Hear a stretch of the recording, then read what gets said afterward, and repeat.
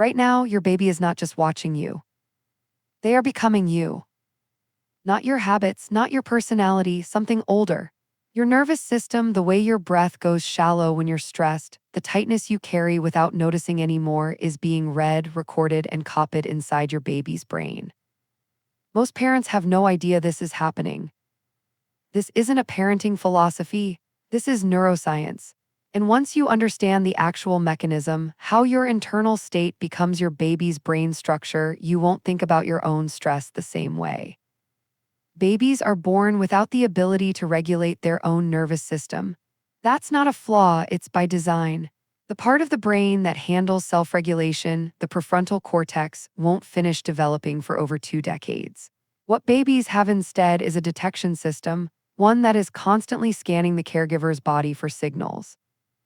Your heart rate, your breathing, the tension in your arms when you hold them, the rhythm of your voice, all of it every second used as a template.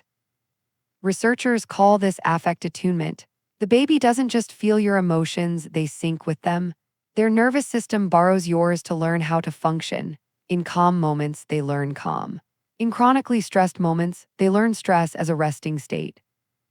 Dr. Allan Schore's research shows that the right hemisphere of the brain, responsible for emotional processing and stress regulation, is shaped almost entirely in the first 2 years of life. The primary influence isn't toys or classes or anything you can buy. It's the emotional state of the person holding the baby. Your nervous system is the curriculum. Before you spiral, this is not about the occasional bad day. One hard moment doesn't rewire a brain. What shapes a brain is the pattern, the chronic background frequency. If your nervous system is running a low-grade alarm, the kind that comes from unresolved anxiety, prolonged stress, years of just pushing through, your baby's nervous system is learning that alarm as normal, as how the world feels. A nervous system calibrated to high arousal doesn't just feel more anxious. It works differently. The stress response becomes easier to trigger and harder to come down from. In children who experienced chronic early stress, researchers found measurable differences in the amygdala and hippocampus, the structures that handle threat detection, memory, and learning. These aren't abstract outcomes.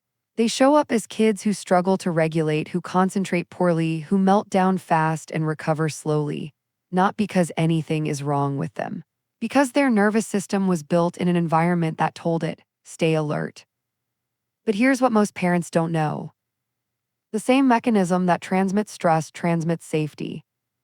Your regulated nervous system, even imperfectly regulated, even on a rough day, is one of the most powerful things you have access to. When you pause before picking up your baby, when you exhale slowly before walking into their room, when you hold them and consciously drop your shoulders, those are neurological inputs. You are shaping their brain toward regulation in that moment. This is what researchers call the co-regulation window. In the first 3 years, it is wide open. Subscribe if you want more of this real developmental science that actually tells you something useful. That's what this channel is for. So what do you actually do with this information? The most important shift is this. Your baby's nervous system is connected to yours, which means working on your own regulation, getting support, building recovery into your days, learning to come down from stress isn't separate from parenting. It is parenting. Studies on parental stress consistently show that parents with even basic regulation tools raise children with better outcomes in attachment, language, and emotional health.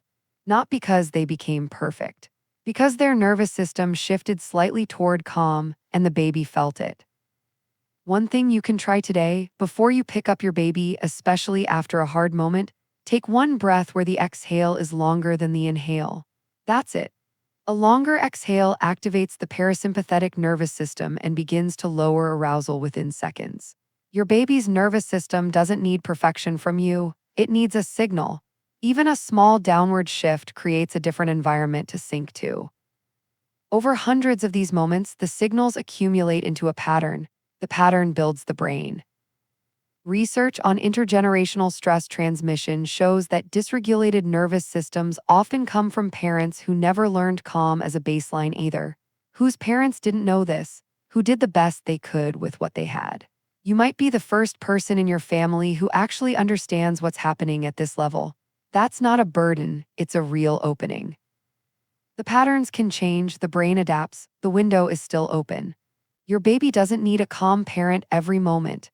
They need a parent who comes back to calm, who repairs after the hard moments, who shows them again and again that the nervous system can return, that dysregulation is temporary, that safety is real, and it returns.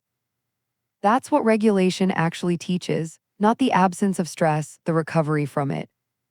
So the next time you feel the tension rising, the overwhelm coming in, the day falling apart while your baby is right there in your arms, the most useful thing isn't to hide it or push through it or feel guilty. Breathe. One breath, soften, come back. Your baby is watching, their brain is being built from the signals you send.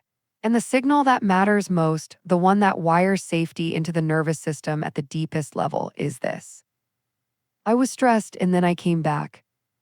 Share this with a parent who needs it. Leave a comment with what landed hardest. You have more power than you realize.